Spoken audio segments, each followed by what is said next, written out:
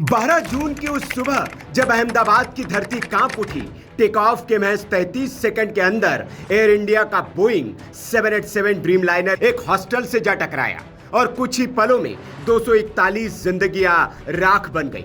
अब सवाल यह है, आखिर यह हादसा हुआ कैसे, कहां हुई चूक? इन सवालों के जवाब अभी मिलने बाकी है। ब्लैक बॉक्स मिल चुका है, लेकिन बेहद बुरी हालत में, इसलिए उसे अमेरिका ले जाकर उसका डेटा रिकवर किया जाएगा।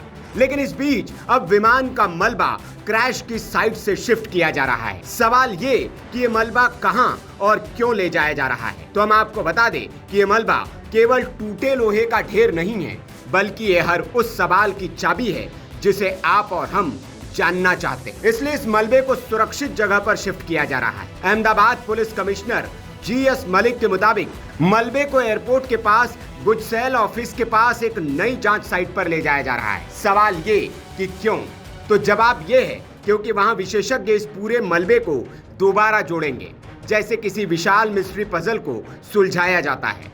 मलबे का कुल वजन है 120 टन। ट्रांसफर में समय लगेगा 48 से 72 घंटे। मेटल, इलेक्ट्रॉनिक, मैकेनिकल हर एंगल से एनालिसिस होगा। जांचकर्ता विमान के टूटे हिस्सों को दोबारा जोड़ेंगे ताकि ये समझा जा सके कि टेक ऑफ के बाद विमान ने किस एंगल से उड़ान भरी और आखिर वो किस पोजीशन में इमारत से टकराया। ये एक तरह से क्रैश की अंतिम मुद्रा यानी कि फाइनल पोजीशन का 3D मॉकअप होगा। इस जांच में ब्लैक बॉक्स की भूमिका सबसे अहम है। 13 जून को डिजिटल फ्लाइट डेटा रिकॉर्डर मिला, 16 जून को कॉकपिट वॉइस रिकॉर्डर मिला। इनसे पता चलेगा पायलट ने क्या देखा, क्या बोला, विमान के सिस्टम में क्या क्या हुआ, क्या किसी तकनीकी गड़बड़ी के संकेत थे।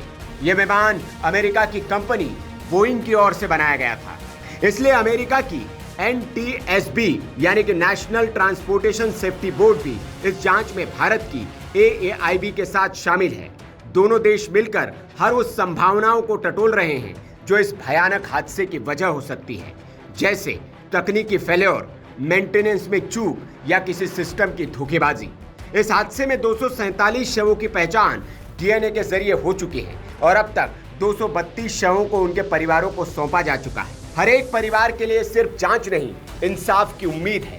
सवाल ये भी है कि क्या विमान टेक्निकल रूप से फिट था, क्या ATC ने सही निर्देश दिए थे, क्या पायलट पर दबाव था। इन सभी सवालों के जवाब मलबे से, सिस्टम लॉक से और ब्लैक बॉक्स से निकलेंगे।